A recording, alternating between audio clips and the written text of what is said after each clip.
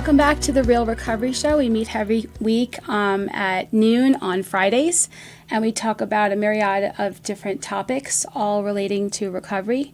Recovery from drugs, recovery from bad programming, PTSD, codependency. It's really important to hit this from different angles. I'm super excited about all the different episodes that we've had so far and the topics that we've been able to cover. And today's episode also is very special to me because it deals with an aspect of addiction and affliction that there's a big stigma and stereotype to, and misunderstanding and ignorance and arrogance and judgment. And sometimes if you haven't had an experience that parallels it, you may not understand it. You may even have a family member who's gone through it and not understand it. Just like with addiction, a lot of people who don't understand it will think, why don't you just stop? Why can't you just stop? And when it comes to homelessness, that's the same thing. There's a lot of judgment, and one of my biggest passions, underlying purposes in my life with the meeting space and a lot of the stuff I've done over the years has to do with just bridging that gap and getting rid of that stigma, because it's the stigma that separates us and makes us think that we're better than or less than someone else, and that someone somehow in that is not deserving of love and compassion. And I think it's when we get to a place where we see ourselves in other people that we're truly joining and seeing that we're all the same. And that, to me, is the true definition of love and forgiveness and tolerance and the goal of recovery, too. So I grew up in a big house. We had money, but it was a really sick environment inside the house. And so I felt very much alone. I felt like I was in survival mode. So when I ended up becoming a stripper, and I ended up getting very more involved in drugs, and went through an experience and lost everything. I had my own house from stripping. I had a whole bunch of stuff going on. I lost everything. I lost my health. I was in and out of a semi-comatose state, and ended up put on psychiatric medication, and I had experienced homelessness for the first time. And it was in some ways normal to me, even though there were experiences I had had just a couple of years before that if you would have told me that that's where I would have been, I would say no way, because I thought I knew the trajectory of my life with the running and gunning, and I'm just going to this and I'm just going to that. I thought I had a lot more power over things than I did. But it was a lot more comfortable and a lot more normal. There was a lot that fed into the survival skills that I thought I had, growing up in an abusive childhood. But also, I've come to see this later, that a lot of times we judge our lives from a certain perspective at a certain point in it, and sometimes we judge other people for where we think they're at and where we think they should be at a certain point. And it's kind of like you gotta really look at the whole timeline to see the subtle different decisions and choices and things that happen, the traumas, the letdowns, the disappointments, the confusion, the depression, maybe the using things or substances or people, or the survival skills, the headspace, and little by little, we make decisions that we think we're making consciously, but it's always, a good portion of our past and our story of who we think we are all comes together to make each decision that we make, if we're whether we're listening to sometimes our intuition or not. But if we're listening to our intuition, we'll be more likely making the decision for the next upward right step. But if we're not, because we're coping, reacting, struggling, running on programming, very much focused on things being a certain way, we can end up little by little crossing lines that we thought we'd never cross. And as we cross one line, it gets more comfortable. And then we realize the next line isn't so bad. And then next thing you know, you get to a place where you can't believe you are where you are. And whether it's homelessness or drugs and alcohol or doing things with work, even like when I first became a stripper, and I said I was never going to sleep with anybody for money. I said I wasn't going to do a lot of things I ended up doing. And I've been homeless twice in my life, and one with drug addiction and one without drug addiction, one with PTSD, man, and just being shut down, depressed, and just, a big case of the fuck-its, because I just didn't have it. I just couldn't deal. And so, everybody's story is different, and it's always recommended in recovery to look at the similarities, because it's always people are having their own personal experience. And the last thing I'll say before I introduce my guests to you today is that while there is this experience of, maybe the programming and, building upon itself, the negative programming, and getting more and more digging into addiction or into more toxic relationships or, whatever, each person is still, in my opinion, a soul having a human experience, and it's their walk. And it's oftentimes that in the darkest moments that we get to finally a place of meeting ourselves and having that surrender, and then turning around and having just a spiritual experience. And next thing you know, down the road with other incremental decisions and steps that bring us out of that, we get to a place where we could be helpful to somebody else. And it's nothing more powerful than somebody who's been there, being able to talk to somebody who is there, and somebody who is there wanting to hear what somebody who's been there has to say. So definitely welcome today to this episode on the tunnels and homelessness and going through what we went through and waking up. And so I'm going to introduce you to my two friends here. One is Beth Brower with 13 years of sobriety. She's had some time in the tunnels, and she's going to talk about her experience. And then Paul Trevino, and he's from Shine a Light, and he's going to share about that whole experience. And if you don't know what that's about, they're an organization where they bring supplies and they go into the tunnels and they talk to people with real talk and extend a real strong, clear hand with a solution to anybody who's ready, without judgment, with a full understanding of why somebody would want to stay, as well as, what's offering the experience, strength, and hope of what's on the other side. So we're going to start off with you, Beth, and you can share a little bit about yourself. My name is Beth Brower. I was born and raised in western Nebraska. The western end of the state of Nebraska, there's only about one city that's of any size, and it's named Scotts Bluff, and it's about 400 miles from the other two largest cities in Nebraska, which are Omaha and Lincoln. My dad was a lawyer, and he was county attorney. He was coroner. He was just about everything that ended up with the legal end. And he went on to be involved in politics, too. And where I was born and raised, I came out of the womb different. I came out with a lot of allergies, a lot of food allergies, and didn't know how to cope with that a lot. My parents took me to the doctors and allergy doctors in Cheyenne, Wyoming, because there was nothing in western Nebraska. When I was 4, the first big trauma, which I think is very common with a lot of people in recovery, the first big trauma that happened to me was that there was a head-on collision when we were taking me to the allergy doctor. My mom was crippled for the remainder of her life. I was 4 years old.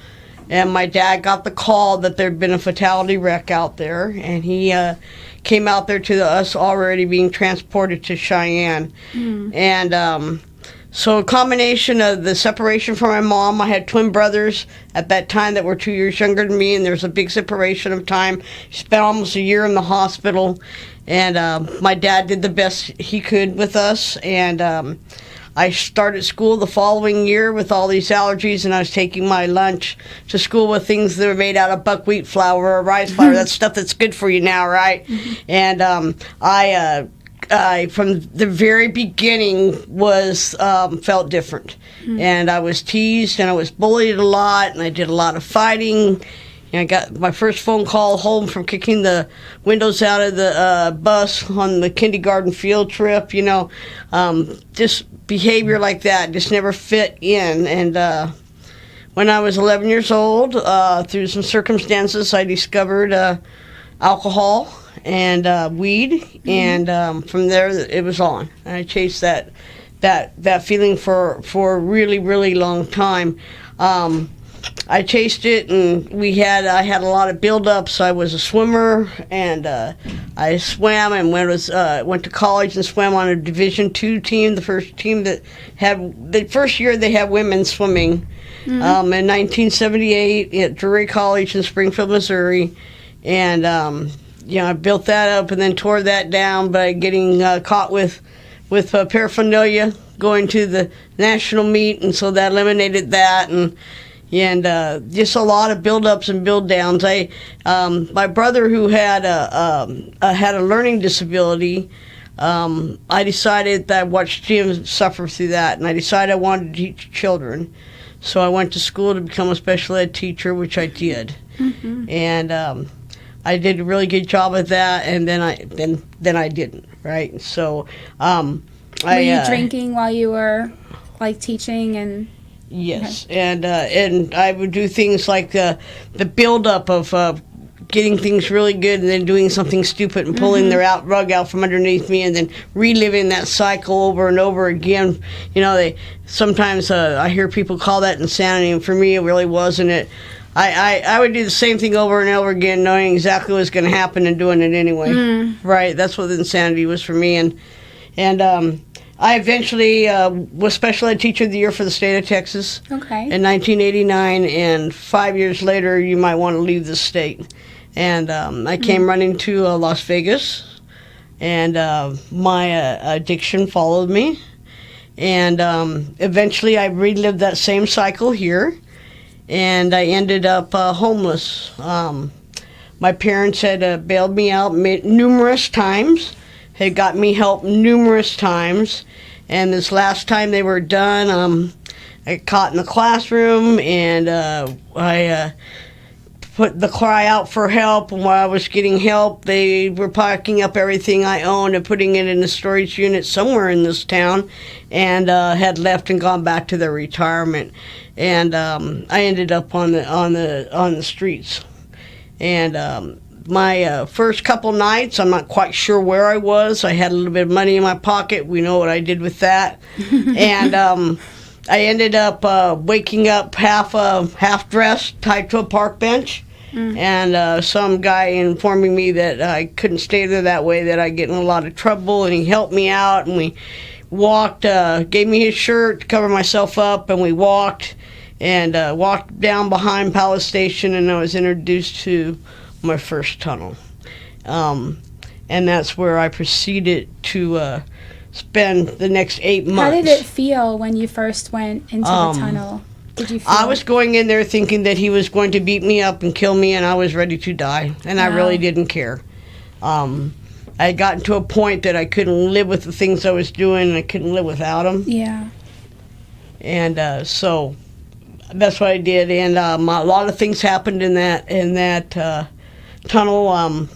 I had a lot of sticky fingers in there. I couldn't keep my hands off of other people's stuff, which doesn't go over very well at all. I lost the fingernails that way. I also had teeth removed that way. And then I eventually would have to go find a different tunnel to stay in. And I did that until God intervened. And he intervened in, as I say, in the form of an author and a book. And while I was down there shortly before I went down there, a man by the name of Matthew O'Brien had written a book called Beneath the Neon, which was a dark story of the tunnels. And what he had done with that book is he had made it viral. It had gone viral big time, and there was publicity on a 2020 special. My parents saw me in the background with special on him. They flew to Las Vegas, and they hired a private detective and went looking. A couple weeks later, they did find me. I said I didn't want to help, and I turned my headlamp off and started running. And they came back the next day and drugged me with something and threw me over their shoulders and carried me out of the tunnels. I was half my body weight. It was 72 pounds when I came out of that tunnel. And then took me to my mother and my father, and they were at the Hampton Inn. And they asked me if I wanted help one more time, and I had this moment of clarity. And then my mom asked me if I would want to take a shower, so I got in the shower, and she turned on the water and pulled the spigot up, and I screamed bloody murder because water was hitting my back for the first time in about 8.5 months. And wow. My 80-year-old mom, fully dressed, got in that shower, crippled and all, and bathed her 50-year-old baby. And so I went to get help, and have not looked back. And you would think that's where my story ends, but it's only where it begins. Mm-hmm. Several years later, I had been doing this journey for about 8 years, and I had the opportunity to share my story, and somebody that was present knew that author, and that author didn't even live in this country. Tell me there's no God. That's one of my favorite sayings. Yeah. Tell me there's no God. And they got a hold of him, and he friended me through social media, which I proceeded to drop my phone and pick my phone up and call a friend of mine. And she said, why don't you start by hitting accept? And I did, and we started talking, and then he started talking about that he was writing a book on the bright side of the tunnels of people that had survived. At the time, I was really, really having a lot of PTSD from the tunnels. I was having a lot of different things happen to me down there. I was not a nice character. They didn't let me stay in one tunnel very long. I went around a lot, and all of my own making. And so I was really skeptical to do that, and we were going to do it via social media, or via virtual on a Skype, and then we started talking. He says, no, I want to fly back and meet you. So on December 20th of 2017, I got to hug the man that saved my life, and then sit down and answer his questions. God, I keep getting chills every time you say this part. I love it. Wow. Yeah, and then, to make the circle even more of a full circle, then he said to me, he said, there's this place you should go to down here in town. It's called Freedom House. You can go down there and ask for this guy by the name of Paul V. You need to get involved in this organization that I started called Shine a Light, and hand it off to him when I moved. And so I did go down and introduce myself, and through my developed friendships over a period of time, about 3 years later, maybe 2 years later, I was able to return to the tunnels with them, and be totally comfortable doing that. Since then, I've been down one other time. I will be doing it more often. Did you recognize anybody when you went back down there? Is there anybody that you? No, I know you were like going from tunnel to tunnel and didn't really make a lot of friends. No, but not at all. And it was at this point I was about 8.5 years away from there. Almost 9 years since I've been there. The only time I've had anything like that happen was when I had some people that were exploring the idea of maybe doing some of the things I had done to stay away from drugs and alcohol. We're exploring that avenue, and I had them in my car, and we watched a car wreck happen right in front of us coming at an intersection and flipped the car. This guy flipped the car, and Jeez. 3 people took off down one street. 2 people took off out on the other street, and I asked anybody in my car if anybody had warrants. No one did, so we waited for the cops to come, and then the cop that came was talking to us, and he kept turning his head really funny. He finally looked at me and said, "Half pint," and called me from my street name, and he immediately had me with my hands on the hood and spread and was patting me down. All these women in my car were freaking out, like, what's going on? And then he cuffed me and went and ran my ID and came back and told me I cleaned up really well, and I thank you very much. I have done away with all those extracurricular activities for quite a while. But yeah. Wow. I have had one other experience, which was very difficult to deal with anybody in there. I had somebody that had done some harm to me down there that was reaching out for help, and I happened to be in a situation where he was in the same facility. And I have a good friend of mine's ex-husband. We had a texting thing going that when this person showed up to this facility, that I would let them know so that I could get to my car safe, because I felt like he had as much right to be there as I did. Yeah. He had as much right to but try to get what trauma, I got. I mean, too, like, you don't know where his head's at, and all the stuff that you experienced that you're still just beginning to really heal, like, at that point, right? Right. That's hard. So, yeah, and, my experience has been that, how do I say this?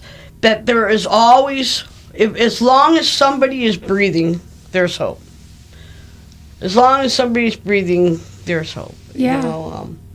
But that's basically. I think that's interesting because oftentimes, like you were saying about your parents giving up because they'd helped, but you didn't want the help enough, or you weren't ready at the time.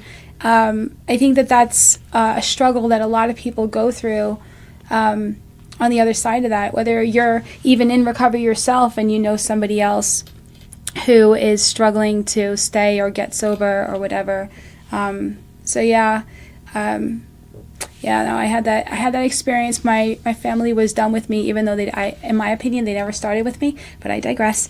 I didn't feel like they were there in the first place, but I was left at the hospital. I was left there for 2 months, and nobody visited me, and they were like, she's going to die, and I'm like, well, it's really good that you got into acceptance, but I know, like, when somebody's done, but your parents sounded like they tried so many times to help you, and so now, like, there's this last time of somehow they knew, somehow they saw you, somehow they knew this time we just have to do it, and this time, was it being in the shower with you that had that moment of just shifting you? What was it that made you this time say, you know what, that's it? It was the look in my mom's eyes, and I had watched my dad was a politician, and I watched him go through a lot of things. I saw my dad cry 2 times. One of them was that day that they brought me there, and the other one was when JFK was shot. And I distinctly remember those 2 times in my life. And the beautiful thing about my parents was my mom passed shortly after I had been free of drugs and alcohol for a little over 3 years. And my dad passed on Christmas Eve, 4 days after I met Matt. And so that day, I was here in Vegas. I've been hired, fired several times on my journey, and this was one of those fired times where I didn't have a whole lot of money to get anywhere. So I was going to spend Christmas in Vegas, and it was Christmas Eve, and my words were something like this: "Hey, Daddy," my brother had the phone and the hospice, and they were all in the room. And, "Hey, Daddy, it's okay to go be with God." I said, "A few days ago, I met the tunnel man, as you called him, and it was magical and miraculous. And, Daddy, I'm going to be all right. Been at this for almost a little over 8 years now, and it's okay for you to go be with God." and my dad died within a minute of that conversation. And, again with the chills. Both my parents passed seeing me sober. And so beautiful. Yeah. Wow, thank you so much for sharing your story. You're very welcome. Thank you for having me. Yeah. Okay, we're going to go to break right now. Please remember that the opinions expressed here are strictly those of the people who gave them and do not represent any 12-step program or should replace your own intuition or professional medical advice. See you in a bit.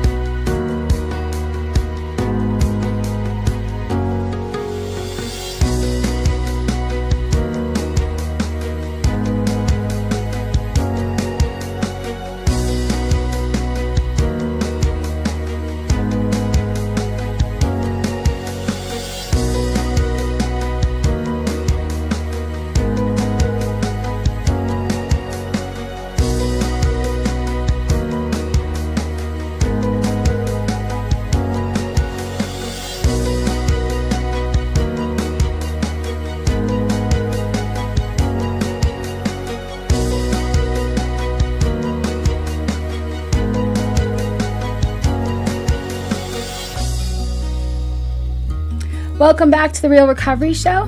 Remember, you can watch us on Facebook, YouTube, and on Amazon Fire TV. You can listen to us on the PHLV Radio app. You can get our podcasts on Apple Podcasts, Spotify, and iHeart Radio. And you can go to the meeting space and click on The Real Recovery Show and see all of the episodes that we've ever done so far posted up there. We post it every week on Fridays at noon. Sometimes it's live, sometimes it's pre-recorded. And so stay tuned with us. And if you would like to be on an upcoming episode, or you feel like you have a good topic, or you'd like to recommend someone, please contact us via themeetingspace.com or click on the intake form, which you can find on the page that has all the videos that says The Real Recovery Show. So now we're going to hear from Paul, who's going to share a little bit about his story and how he got involved with Shine a Light and where it is now, etc. Yeah. Hi, thank you. Thank you for having me, Beth. Always a pleasure to share this space with you. My story's different, but not different in many respects. I started pretty normally. I think went to school. I really enjoyed school. That was kind of an inherent thing with me, as I loved school. My mom was addicted to substances when I was growing up. So right around the age of 8 years old, she kind of left my life on a consistent level, and I ended up living with some family members for a little bit, and really kind of journeying through a lot of different situations with a lot of different adults that took me in for a year at a time. And I've always kind of looked at that as a blessing, I think, because I had this opportunity to learn all these different perspectives from some really, really cool people. And that dichotomy, I think, retrospectively has served me extremely well. I was really angry about it as a kid, and I think naturally, emotionally, like discovering yourself, kind of learning like why did this happen to me, playing that victim role for a long time. I was, blinded by really what I was getting, but like now in this space in recovery, having, kind of gotten through that and survived all that, a lot of those tools I was given from a lot of those different, situations has really, served me well. But it's interesting because, like, with my mom being, the source of that ire, I suppose, I had drawn these really firm boundaries as a kid that, I would never do drugs and I would never drink and I would never, and right. and like Beth said, I found myself, discluding myself or creating excuses in my mind that I just didn't fit in. And I was in a situation. There was, the love of my life in the 8th grade, and I had been head over heels with her since the 6th grade, and we were in a room together, and her older brother and her and some of his friends were smoking pot, and I'm sitting in the circle, just happy to be a part of, and by the time that the the bong, it was a bong, made it to me, I didn't even think about it, right? Like I just took a hit, and it was weird. You know, I had this firm stance that this would never happen, but in this social situation where I just desperately wanted to be a part of, and I wanted to fit in, it was like none of that came to. And my wife says it beautifully. You know, my standards lowered faster than I could allow them to be lowered, and that was kind of the trajectory that I was on. You know, for a couple years, it was like, oh, you know, I don't do drugs. I just do the hippie drugs, right? Like I smoke pot and some mushrooms here and there, and maybe if you had some acid, and and it's funny. The more I tell this story, the more I realize it's usually always tied behind a girl, and I think sure, it's always women. Yeah, well, I don't think it's really even on like, you know, a romantic level. I think that there was some mommy issues. You know, there was, and even today, like I find that I communicate very well with women. I feel very comfortable with women, and it's always very been platonic. You know what I mean?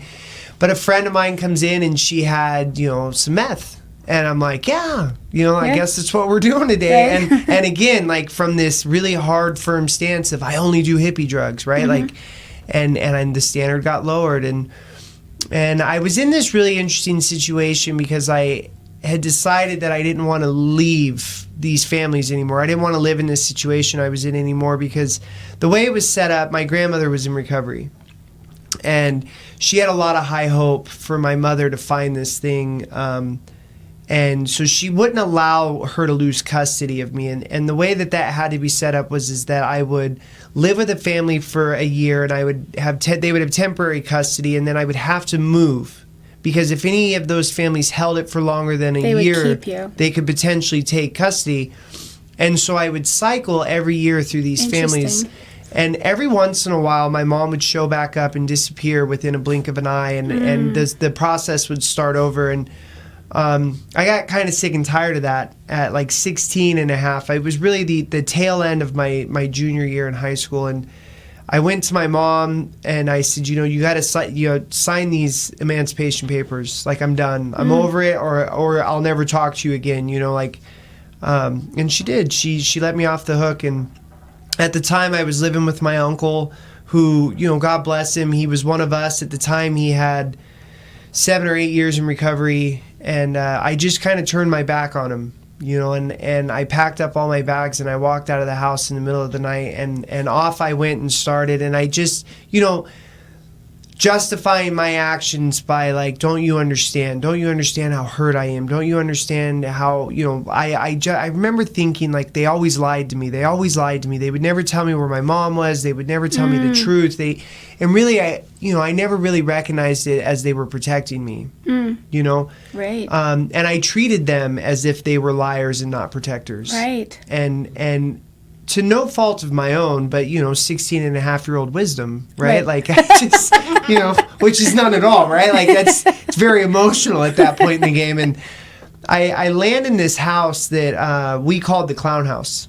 Okay. And we called it the Clown House because I had gotten accepted into the Las Vegas Academy of the Arts out here, and I was a theater major, and we had this little crew of us that were really into juggling, really into that slapstick kind of comedy. We had developed a few like stage shows that the school had allowed us to put on, and it became our little niche, and we kind of became popular for it. That's what people knew us for. And so we dubbed it the Clown House. Of my best friend, his mom at the time, you know, got us the house. And God, I wish we had honored that situation more, because for her it was pure altruism in regards to me. She knew what my circumstance was. She knew where I would be if she didn't do it, and she did it. And she put me and her son in this house, and we move in half of the 12th grade class to this house, right? And and it just becomes this flop house for high schoolers, you know. Yeah. And it's funny, we had this rule that like we would only lock the door on Wednesdays. And I don't know what it was about a Wednesday. You know what I mean? Like I don't remember what the logic behind that was, but Thursday through Tuesday, it was just this revolving door of parties and alcohol and you know, marijuana and very innocent high school stuff. But I love, you know, in some of the literature that I'm in, I start to forge this weapon. And a lot of that is, not only justifying what it is that I'm doing, but becoming a master manipulator to the point that I'm manipulating myself, right? And getting, even my grandmother, as I stated, was 27 years in recovery by the time she passed.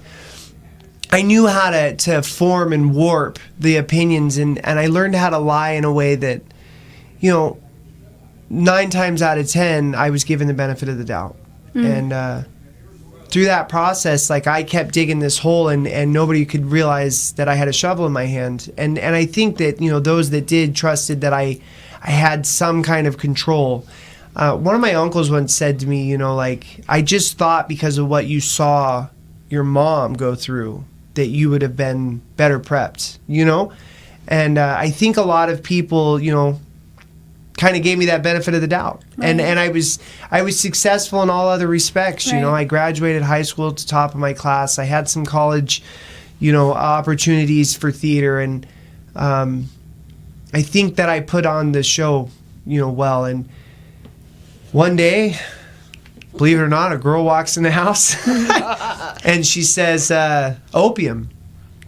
And I said, yeah, why not at this point in the game, right? Like, everything else has been yes, so sure. And we start dabbling in opium, which I come to find out was not opium. Like, turns out there's no opium on the West Coast. There's only heroin. And and it's an interesting journey we go on with this, because we do it for like 2 months straight. And one day we just decide we're done with opium, and we all get sick, right? We all get the flu, and I remember we all worked at the same Subway, and we're like all calling out. And the owner's like, "You are my only employees. You can't all call out," And we made it. My first time withdrawing from heroin, I just took a bunch of mushrooms and thought like I was having a bad trip. Like, I just didn't realize what was happening. So fast forward a little bit down the line, and I do it again.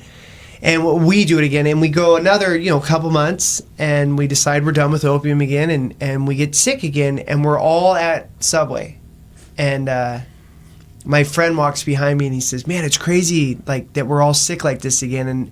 And it clicked, and I remember, like, my mom, and it all, like, flooded into my head, and I just looked up, and I said, "We're not sick, we're withdrawing." And once I turned that key of revelation, it was over. We took our tips, we went and bought some more heroin, and we were well immediately. Right, because that's the answer. It's not get off of this stuff. It's we have to make sure we don't withdraw. Right. And it was over. Yeah. The first time I was able to withdraw, and I made it through, no harm, no foul. But once I knew I was withdrawing, it was over. Yeah. And it didn't take long for things to escalate. I was 18 years old by the time the mom kicks me out of the house. Rightfully so, no harm, no foul. I completely, ran through that entire situation and abused all kindness that she showed me. And I was on the streets in 90 days. Mm-hmm. And I quickly burned a lot of bridges. And, I realized one day I'm living in a car with a guy named X. I'm sure that wasn't his legal name, you know what I mean? But that's what he had me call him. And I'm like, what am I doing? Like, I need to change my life. And so I call my ex-girlfriend from high school, and she's in LA. And I'm like, all right, like, I'm going to go to LA, and I'm going to fix my life. And I come to in Juarez, Mexico, which is on the border of Texas, like El Paso or something. Mm-hmm. Not even understanding how, like, I was going west and I found myself southeast. You know what I mean? Like, and I'm standing in line with a backpack trying to get back into America. And I get to the line, and the guy's like, where's your passport? And I'm like, I don't have a passport. I have a Nevada state ID. And he's like, what are you doing in Juarez? And I'm like, I have no clue. Like, and he takes my backpack, searches his backpack. I have a mixture of Boone's Farm and Jim Beam in this backpack. And they let me back in, and I have the Greyhound bus ticket, right? And it turns out I'm on my way to Florida. And, all my blackouts, like, I could, when I start to come to, like, I start to remember moments, right? And so I realized, like, I did make it to LA. I was out in LA for a couple of days. She was going to go to Washington, and so I just decided to go to Florida. And why did I decide to go to Florida? It was because my dad was in Florida, and my dad hadn't been in my life since I was 3 years old. So I'm like, perfectly stable bridge to burn. Right. You know what I mean? Like I had to start from scratch, and that's what I proceed to do. And I get to Florida and I do just that. They don't have heroin in Florida, so I get to Florida and they have pills that they're paying $1 a milligram for, and I'm like, man, like, you guys are wasting money. And I start FedExing heroin from Vegas. Oh my God! and I become the heroin dealer on this island, and oh man, and all the while, like I know what I'm doing. All the while, my confidence, my self-esteem is shot. There's nothing in me, like no matter what, and no matter what was said to me, I was resigning to this lifestyle more and more and more. And I think some of it, consciously, and I think most of it subconsciously. Yeah. And I steal a bunch of money from my dad's best friend. My dad kicks me out. My grandfather calls me and tells me that my grandmother's dying of cancer and she wants me to come home. And so that's what I do.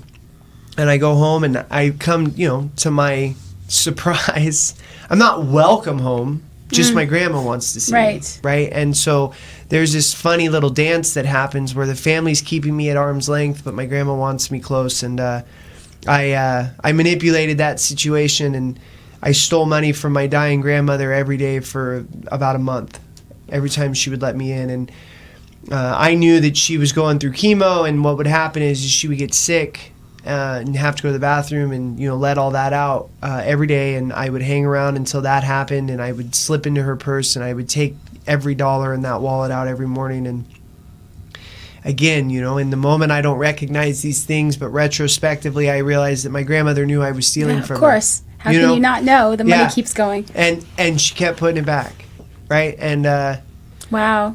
And eventually my grandfather's like, you gotta go. And I hit the streets, and it's weird, this whirlwind of like, now I'm homeless sets in and survival mode kicks in, and it takes me some time, and I usually say it's about 3 weeks. Like, I really don't know the time. Like, there's this real truth of mine is that from the moment I picked up heroin to the moment I put it down, I really can't tell you time frames. I just know these things happened, right? Like, any sense of time is lost on me. But I realized I didn't really process that I was homeless until one night I'm sitting there and I'm in, they have these dumpster encampments and with like commercial, right? So there's these 3 big green dumpsters, and I arrange them in such a way that I can sleep behind the 3 of them without the store owners knowing that that's what I'm doing. And I've got my little camping light, and I'm a reader. I'm an avid reader. I've always been an avid reader, and I'm reading back there, and I fall asleep with my book on my chest, and it starts pouring rain. And I'm mad because my book is ruined and whatever. And it's like 2, 3 o'clock in the morning, but Vegas is a 24-hour town. I'll be just fine. And I grab all the stuff I can grab, and I try to go in every store at this storefront, and every single one of them kicks me out. And I make it all the way down to the fast food joint that I'm like, well, they're going to have to let me in, right? And they don't even let me in. And I'm standing outside in the pouring rain, and I'm like, where can I go? And I have nowhere to go. And it was in that moment that that real... holy crap, like, I'm homeless. This is real. And I do what we do, and I numbed it. I numbed it as fast and as hard as I could. It was very shortly after that I picked up the needle, because up into that point I was only smoking. And I started, mixing heroin with meth, because now I'm homeless and I need some fuel. I need to be able to survive and make it. And I was homeless above ground for a little over a year until I ran into a group of guys that invite me underground, and it was a game changer. Instead of having to pack my bags every day, instead of having to carry my whole life on my back, they told me that this was my spot and nobody was going to mess with it, and I could leave my stuff there and it was safe, and the only thing that would ever take it was the water or me breaking their trust. And they laid out the laws of the land and how to enter properly and the noise to make so that they knew it was safe. And just they gave me the rules, and I experienced some very dark, tragic things down there as well. And I remember that too, that shift of I'm no longer on this level of like society. I'm in this very primal state, and that happened real early on. We're down there sitting around a campfire underground in a tunnel, which is crazy if you think about it, but drinking, Budweisers. And this guy's girlfriend walks in and he starts screaming at her, I told you this is my safe space, you're never allowed down here. And she doesn't listen and comes in, and he gets up and beats the living crap out of her. And instinctually I'm like, that's not okay. And I look at the guy next to me and I say, you know what, are we just gonna let that happen? And he looks me dead in the eye and he says, let what happen? What are you talking about? I don't see anything. And I knew what he was telling me is that it was none of my business. Yep. You know. And again, my standards start to drop faster than I can allow them to, right? And I dig in and I live this lifestyle, and I start selling heroin because I don't want to spange and I don't want to steal, and I'm watching everybody go down, and I thought I was this brilliant, mind, and there's these flood drains that are connected all over the streets that say, do not litter runs to Lake Mead. And I mapped them all out on a bicycle with a flashlight attached to them. And what I would do is I would sell drugs through the drains from underground from the guys above so that nobody would ever catch me. And I thought it was the most brilliant thing ever. And turns out it was, because they never caught me doing it. And I just broke every rule they ever gave me. But at that point in the game, I had the money and I had the clientele, and I had, and so instead of them kicking me out, they left, and the next thing you know, I'm down there by myself with my girlfriend. And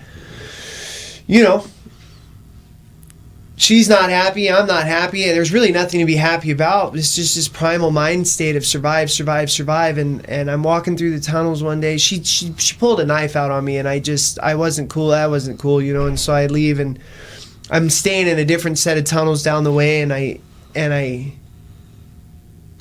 remember thinking, what am I doing? What am I doing out here?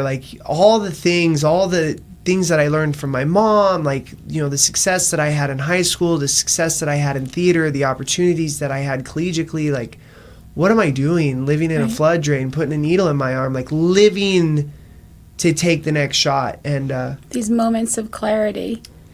Yeah, well, and and then I answered myself with, why are you asking yourself that? It's too late. It's too late. You're going to die under here with a needle in your arm. You're going to die. Stop trying to convince yourself that there's any chance of changing this situation. And I felt relieved at that thought, because for the first time in my entire addiction, I had succumbed to the thought that I was a drug addict that would die using drugs. And there was relief, because hope is a scary thing when you're out there, because it's not obtainable.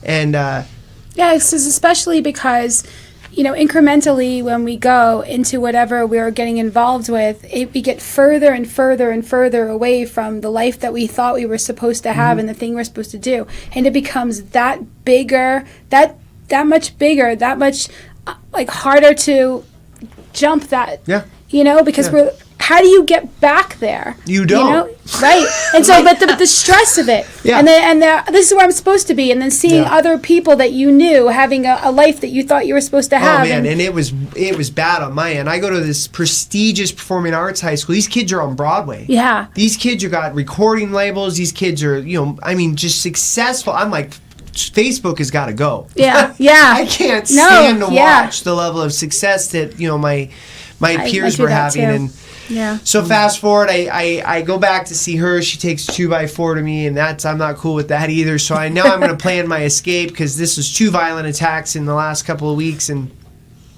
I want out. And I've told this story over and over and over again, and so I'll fast forward through it. But essentially, I'm sitting there, and she falls asleep on me, and I'm waiting for her to fall asleep for 4 or 5 days, so I can leave.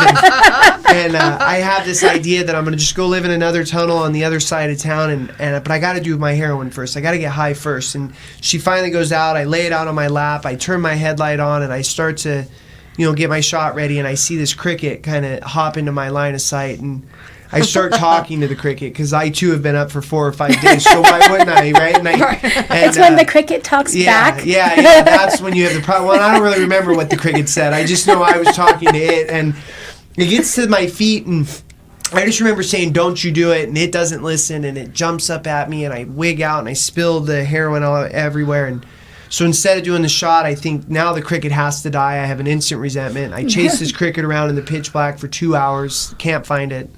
She starts to get restless. I'm like, crap, I gotta go. I sit back down, and the cops hit the end of the tunnel, and I know it's them because they have these really bright flashlights that I'm super jealous of at this point in the game. And they run my name, and I have warrants. You know what I mean? That's the long and short of it. And had the cricket not shown up, I would have been gone, right? And Interesting. And I get out, I get put into drug court, and I buy in. And I only buy in because it was monsoon season, and I was smart enough to know at that point in the game not to go back to a flood drain while it was raining, you know? Right. And slowly but surely, like, I start to piece things together in spite of me, and I just, you know, and eventually what happens is, like, the day comes where I have a chance to make a decision to go back or stay, and I realize, like, hey, this is not so bad. And, you know, my life just unfolds from there. And I don't know how. I didn't make any plans. I didn't even make plans to stay sober. Right. Like, I just kind of participated in the process, and it all kind of starts working, and I start working in treatment, and I run into Matthew O'Brien for the same reason Beth meets Matthew O'Brien, is he wants to write this book, and we're talking about, you know, the tunnels, and he invites me down, and I'm at a really decent point in my recovery, and we go down there, and I'm working at a treatment center at the time, and you know, I kind of see what he's doing, and I ask him at the end, I'm like, hey, what do you do if they ask for help? And he's like, oh, I just link them in with, you know, a community organization. And I was like, well, you have these really good relationships with them. Like, you should be the one that helps them. Like, it's hard for us to trust people down there, and they seem to trust you. Yeah. And he says, well, that's interesting you would say that. Like, I asked you to come out here because I'm looking for somebody to take this on. Yeah. He's like, you know, I feel like as an author, as a journalist, I've taken this as far as I can take it, and I really want to see it become what it could potentially become. And he leaves the country, and 3 weeks later, and hasn't been back permanently since. And I just start developing this little idea that maybe we can be the ones to help the forgotten underground, and only because I understand how hard it is to gain their trust, and even how much harder it is to nurture it, right? And that's, you know, So fast true. forward 5 years, you know, I feel like we've done that job, and we've honored that space, and we're welcome into most every tunnel in this city. And I say most only because I don't know that I've been to all of them, but everyone we go to, we're welcome in. And this year we've helped out 285 people from homelessness, and we have 70% of them are still sober and housed today. That's amazing. Yeah, I mean, and again, it's not me. Like, really, like, I'm an idea guy, right? Like, it's this team of, you know, 100+ volunteers that consistently puts the work into following this thing and helping me develop this thing, because the truth is I put this thing in a box when I first got it, and I was like, okay, well, we'll do this. And if somebody asks for help, I'll put them at crossroads, right? Like, and then some more people come in and they go, well, what about this and what about that? And I just happen to know the people and the things that I can call to make that happen. And every time I put it in a box, it's like it blows out of the box. And I learned, you know, just like, you know, in my recovery, like, the development of Shine a Light isn't predicated on my best thought. It's predicated on the community and the people around me, and how can we carry this thing. And what it's developed into today is humbling. It's very inspired. Yeah, it's humbling for sure. That's beautiful. I love that. When I was a stripper, I worked in New York, and we always got off work at 4 o'clock in the morning when the club stopped. And one day I was driving to a bagel place, and because there's nothing like New York bagels in the morning. And I went, and I'm driving, and it's the middle of the winter, and I see, I'm driving down this road, and I see a couple, and they're sleeping on the road, and behind a bus thing, and I had just gotten cash from working, and so I stopped off, and I gave them money, and I asked, you know, intuitively how much to give, and I gave them money, and I asked them, do you need this? Do you need this? Do you need this? And no, we don't need food. You don't. No, we don't need a blanket. Nope. Of course, do you want money? Sure, we do. Sure, I'll take money. Yeah. And of course, they'll take money. And then, but then I went to the bagels, and I came back, and it was just sitting on me. I must also say that I have a lot of codependency in my story, but I went and I asked them. I was like, "Do you have a place to live? What happened and how they got evicted? Yada yada yada." I got them set up with the government, getting all their benefits back again. I co-signed a thing for them to go and stay in an apartment, and helped them to budget out their money on how they were going to do it, and ended up, they missed their dog that they lost and went to a rescue thing and got these dogs. And, it was a very humbling experience because this was before I went through my down, lost everything experience. And then years later, I had epilepsy from all the stuff that happened with the drugs and everything. And I couldn't drive a car for years. And so I had to take a bus. And I was on this bus and I see the woman. And this was an older couple. Her name was Florence or Flo. And I saw her, and it was like so surreal because I saw her years later on the bus. And I got off and I said, "Do you remember me?" And she vaguely remembered me, which, by the way, hit my ego because I was thinking she would be like, "Oh my God," but no. And so I was like, "Okay, so what happened?" And she said that, well, it was okay for a little bit, and then they fought, and he used the money for gambling, and then they ended up. He ended up locking the dogs in a bathroom, and it's to spite her, and I couldn't handle it, and I cried so much because I thought, I had helped somebody, and I thought it would make a difference, right? And it was just such an education because the truth is, I've had such low bottoms in my own life, and people have had hopes for me to be better, I'm sure. But it really is like when that old adage, when the pupil is ready, the teacher appears. When you're moved to do something, do it.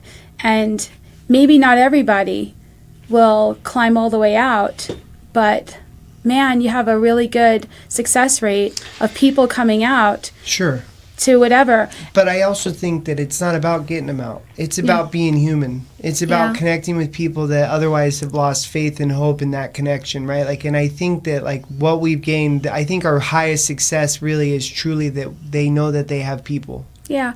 I hope, I've seen people because, I have the meeting space with so many people coming in and out.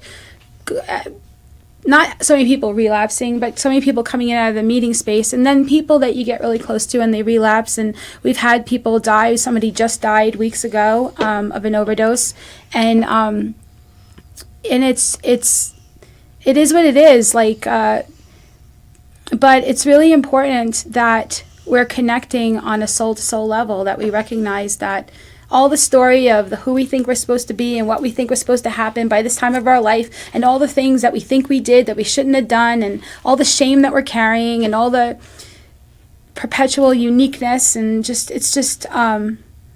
I think it's all about heart to heart. And I feel like the reason why they trust is because you're not coming with judgment, you're not coming with your have-tos, you're not threatening, you're basically saying, hey, I'm here to help in a way that I feel like could be the most helpful. And when you're ready, if, the hand is there, the flashlight, and it's even more basic. It's also, what do you need right now? Yeah. Right. What do you need right now? You don't even have to come. I don't care if you ever come with me. I'll keep coming back to see what you need right now. Okay. And I just, you were talking about it when we were off air, and I just think it's super important to acknowledge, we get into this systematic way of treating and dealing with the homeless, which is kind of just ignore them, act like they're not there. And that help plays into our separation from hope, right? This idea that I can get help kind of just gets further and further and further because people don't even really acknowledge that we're there. Right? And so for me, it's I don't even have to be the one to help them. If I'm the one that shows them that there's somebody out there that's willing to meet them where they're at over and over again, so that when the day comes that they do want help, so they trust somebody with that ask, cool. Yeah. So how does somebody get in touch with you if they want to help with money or resources or go with you into the tunnels? Sure. You can email, is probably the best form, is paul@shinealightlv.com. We have a website, which is www.shinealightlv.com, which has a contact us button. It has all of our phone numbers on there as well, a way to reach out. And we just start the conversation from there. We have a lot of different ways to volunteer, give back, be a part of. Like if you're not ready to go underground, we do bag packings on Wednesday to help set up all the stuff that we bring out underground. We do sandwich makings on Friday. You can help us make peanut butter and jelly sandwiches to get to us Friday night so that we can deliver them Saturday morning. Like we really have a lot of different ways that, you know, if you just want to spend some time giving of time, you know, we would love to have you join us. Thank you so much for coming and sharing your stories. They're both very, very powerful, and thank you, Beth, too. And so exciting to be able to have these different topics where we have real conversations with real people on real recovery. And thank you for joining us today on the Real Recovery Show. We'd like to give a special thanks to our sponsor and gracious host, PHLV Radio here in Las Vegas. See you next week.